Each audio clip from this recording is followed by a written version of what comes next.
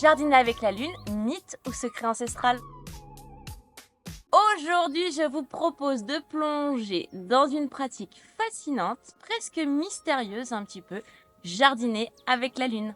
Cette méthode entre tradition, observation, intrigue depuis des siècles. Est-ce qu'en suivant les cycles lunaires, on peut vraiment optimiser nos récoltes? Au programme, nous allons découvrir comment la lune fonctionne, explorer les impacts de cette dernière sur les plantes, comprendre les effets sur notre quotidien et bien sûr, on va discuter des débats autour de cette méthode. Et restez bien jusqu'à la fin car je vous donnerai des conseils pratiques pour commencer à jardiner avec la lune dès maintenant.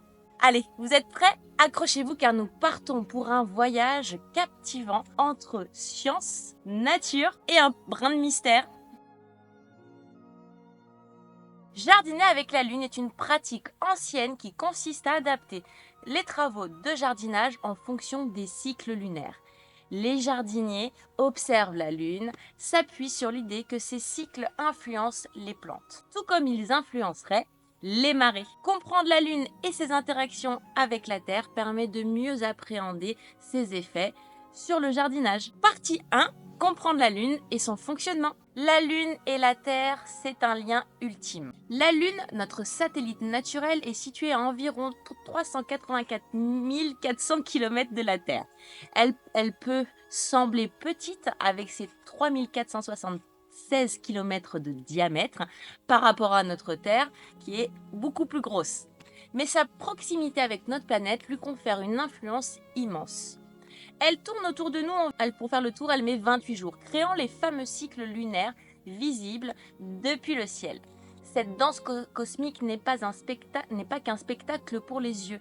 Elle joue un rôle essentiel dans l'équilibre de la Terre. Eh oui, vous imaginez, sans la Lune, notre planète serait beaucoup plus instable et les saisons telles qu'on les connaît aujourd'hui pourraient ne pas exister. Alors, voyons le principe de gravitation, qui est le moteur des interactions. Pour comprendre l'influence de la Lune, il faut parler de gravitation. Vous vous souvenez sûrement de l'histoire de Newton et de sa pomme qu'on a vue à l'école.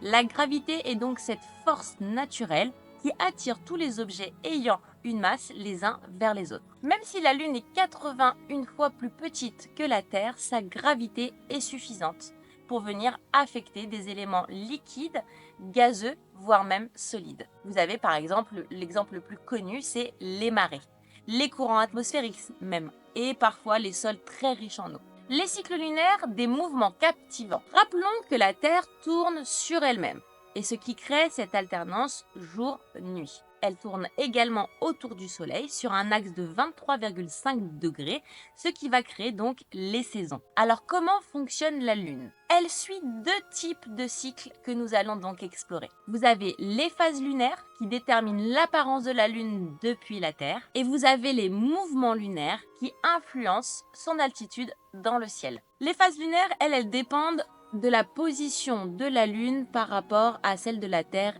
et du Soleil et se répartissent en 4 grandes étapes. Vous avez la nouvelle Lune.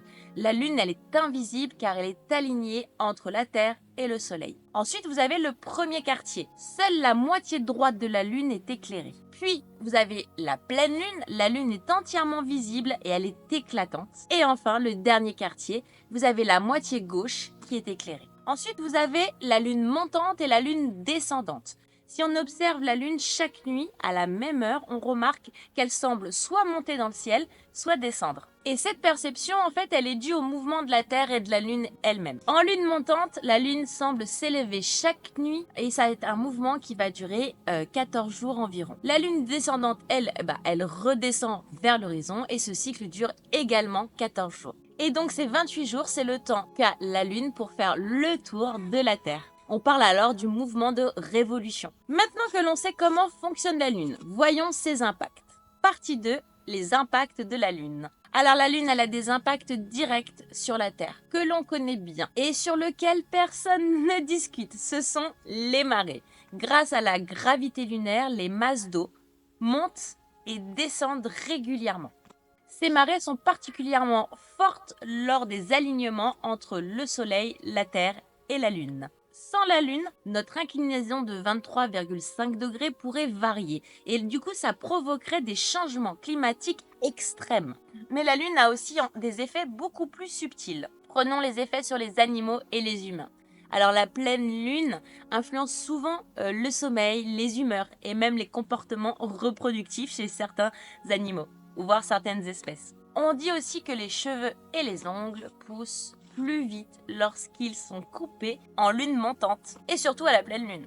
On rapporte aussi une augmentation des naissances lors de la pleine lune. La gravité lunaire stimulerait les contractions. Certaines cultures aussi associent le cycle menstruel aux phases lunaires, avec en pleine lune la période la plus fertile. La pleine lune est souvent liée à des pics émotionnels. On peut ressentir davantage de stress, d'anxiété, voire d'excitation. D'ailleurs, le mot lunatique a pour signification en latin influencé par la lune et aujourd'hui est employé pour dire de quelqu'un qu'il a des humeurs changeantes. Et donc ce mot vient de là. Alors il y a certaines traditions même qui affirme que les plaies guérissent plus rapidement si les soins ou les opérations ont été effectués pendant la lune décroissante. Ces effets, bien que parfois anecdotiques, voire non vérifiés scientifiquement, rappellent que la lune a une connexion très particulière et intime avec notre corps, qui est composé à 70% d'eau, tout comme les plantes. Partie 3, les effets spécifiques sur les plantes. Alors les plantes, elles sont vraiment sensibles à la gravité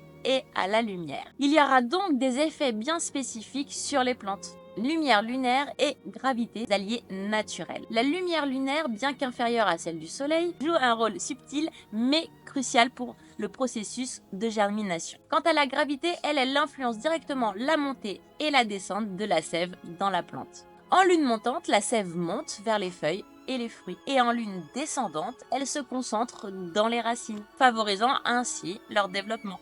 Ces impacts montrent que la Lune exerce une influence fondamentale sur le processus naturel de la biologie. Voyons maintenant comment on utilise la Lune pour jardiner. Phases et travaux au jardin. Le jardinage avec la Lune repose sur l'idée que les différentes phases lunaires influencent la croissance et la vitalité des plantes.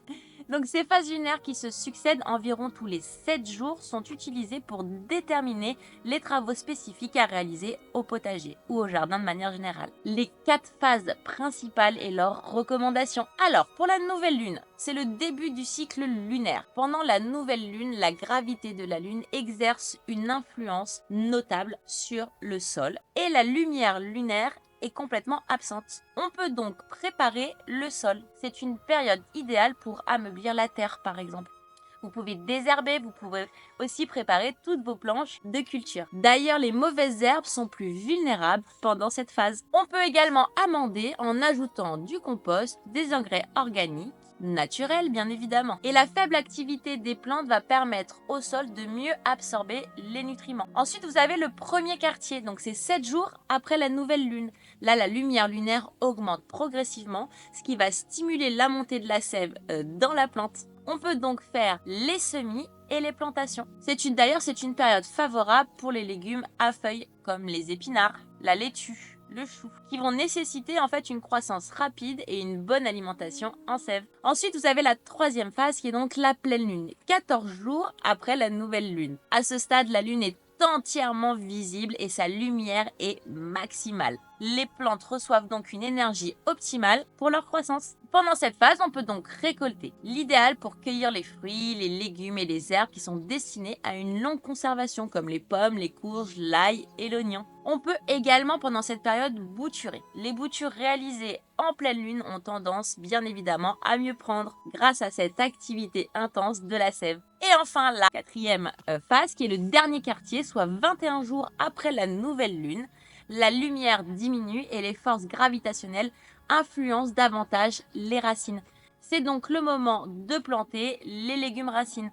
Carottes, pommes de terre, navets et autres légumes racines. Ils bénéficieront du coup d'une meilleure croissance. On peut aussi à ce moment tailler les arbres et les arbustes. Les tailles effectuées en ce moment favorisent donc la cicatrisation rapide et évitent les maladies. Alors voyons maintenant les mouvements lunaires et les activités. En complément des phases lunaires, les mouvements de la lune dans le ciel influencent également les travaux du jardin. En lune montante, ça correspond à une période où la sève des plantes monte vers les parties aériennes.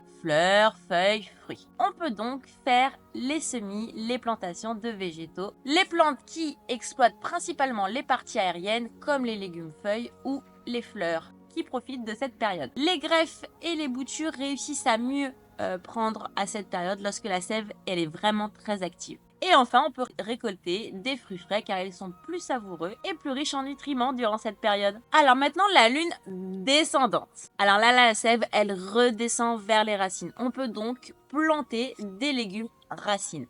Vous avez la pomme de terre, vous avez la carotte, vous avez la betterave. On va pouvoir aussi effectuer la taille des arbres et des arbustes. La descente de la sève va donc réduire les risques de blessures et va favoriser une meilleure cicatrisation. Et également, on peut travailler le sol, désherber, ajouter du compost, aérer le sol. Voyons maintenant comment mettre en œuvre cette approche dans notre potager. Partie 4, application pratique. Alors pour tirer parti des cycles lunaires, il faut associer les tâches du jardinage du mois aux phases et aux mouvements de la lune. Voici comment procéder. Utilisez un calendrier lunaire. Les calendriers lunaires spécialisés dans le jardinage nous indiquent les jours qui sont favorables pour chaque type d'activité. Et ça sera donc en fonction des différentes phases et des différents mouvements lunaires. Mais ça va aussi nous indiquer la position de la lune dans les constellations du zodiaque et ce qui va nous permettre de bien définir ce qu'on a à faire au potager. On peut trouver ces calendriers spécialisés en ligne, en librairie, vous trouverez ça partout. Alors maintenant, comprendre les liens avec le zodiaque. Chaque constellation est associée à un élément, le feu, la terre, l'air ou l'eau, qui vont influencer une catégorie spécifique de plantes. Par exemple, le feu donc est en bélier, lion, sagittaire va stimuler les fruits et les graines des parties reproductives. Ce sont donc des jours qu'on appelle des jours fruits. L'élément de la terre associé au taureau, la vierge, au capricorne favorise les racines. Ce sont donc des jours racines. L'élément de l'air qui est associé aux gémeaux, balance et au verseau, idéal pour les fleurs, ce sont donc des jours fleurs. Et l'eau, qui est associée au cancer, au scorpion et au poisson, est parfait pour les feuilles et les parties aériennes végétatives. Et donc, ce seront des jours appelés feuilles. Exemple concret, le 8 mars, la lune passe en balance, un signe d'air. Vous pourrez alors planter des fleurs et des légumes fleurs, comme par exemple le brocoli. Donc, grâce à la lune, on va pouvoir planifier nos travaux et nos tâches au potager. Associons chaque tâche du mois à une phase ou à un mouvement lunaire. Prenons par exemple le semis. Alors, tout ce qui va être légumes feuilles, salade, épinards, choux, c'est à semer en lune montante au premier quartier. Et on choisit un jour feuille. Les légumes fruits, tomates, poivrons, courgettes, eux sont à semer en lune montante, premier ou deuxième quartier, lors des jours fruits. Les légumes racines, comme pommes de terre, carottes, radis, eux, on préfère la lune descendante, le dernier quartier et les jours racines. Les légumes fleurs, comme par exemple le chou-fleur, l'artichaut, le brocoli, eux, c'est à semer en lune montante, premier quartier, lors des jours fleurs. Et pour finir, les herbes aromatiques, alors ça, tout dépend de si on cultive pour les fleurs ou pour les graines. Alors si on cultive pour les feuilles, vous avez basilic, persil par exemple, on va semer un jour feuille. Par contre, si on cultive les graines, comme par exemple la coriandre, on choisira un jour fruit. La taille des arbres et des arbustes, effectuer la taille pendant la lune descendante pour favoriser une meilleure cicatrisation. En ce qui concerne les récoltes, on peut récolter les fruits et les légumes pendant la pleine lune ou en lune montante pour une conservation optimale. Et il y a des moments où il n'y a pas de jardinage. Il existe des jours spécifiques, ce qu'on appelle l'apogée, le périgée et les nœuds lunaires ascendants ou descendants. Ce sont des moments bien spécifiques. En fait, pendant le cycle et pendant ces jours-là, il est défavorable de jardiner. Donc de toute façon, c'est indiqué en fait sur le calendrier.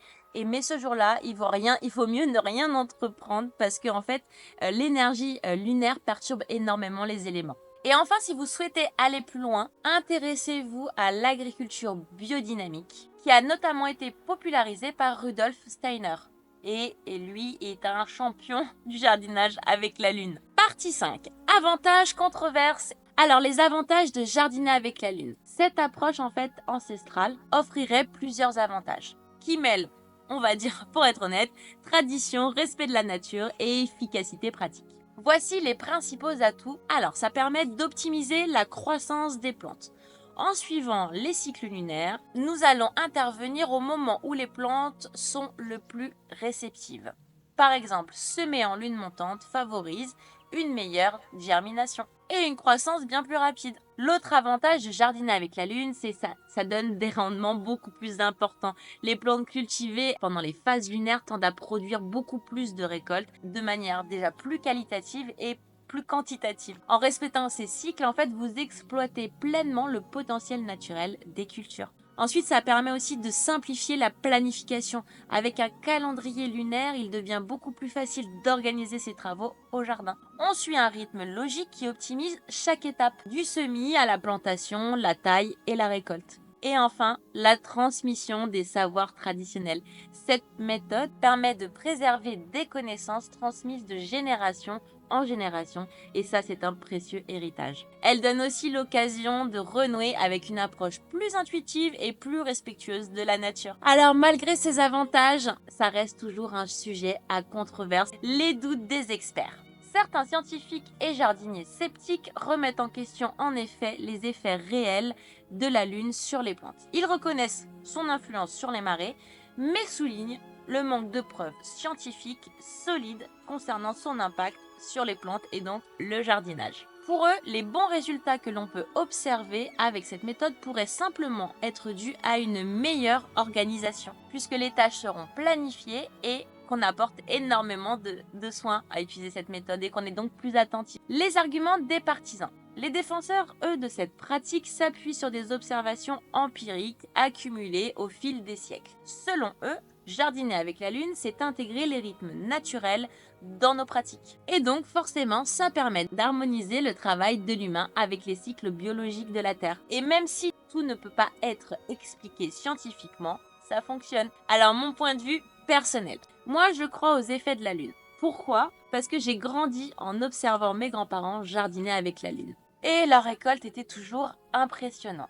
Et enfin, je me dis, sachant que les plantes sont composées entre 60 et 98% d'eau, que notre propre corps à nous est constitué de 50 à 80% d'eau, il me semblerait donc tout à fait logique que la Lune exerce donc une influence sur notre corps. Après tout, si la Lune est capable de déplacer des océans, pourquoi elle n'aurait pas d'effet sur notre organisme, qui lui-même est aussi riche en eau? Et vous, qu'en pensez-vous? Croyez-vous aux effets de la Lune ou restez-vous sceptique? N'hésitez pas à partager votre expérience en commentaire. Ça m'intéresse énormément. Conclusion. Jardiner avec la Lune, c'est une méthode qui combine science, tradition et observation. Bien qu'elle ne remplace pas les bases du jardinage, elle offre une perspective différente et enrichissante pour pouvoir optimiser nos récoltes. Et puis, quel mal cela peut-il bien faire? Aucun. Alors pourquoi ne pas se laisser tenter et jardiner avec la Lune? Avec cette vidéo, vous disposez des clés pour explorer cette approche et découvrir comment la Lune peut devenir votre allié au potager. Essayez, observez et laissez-vous guider par les cycles lunaires.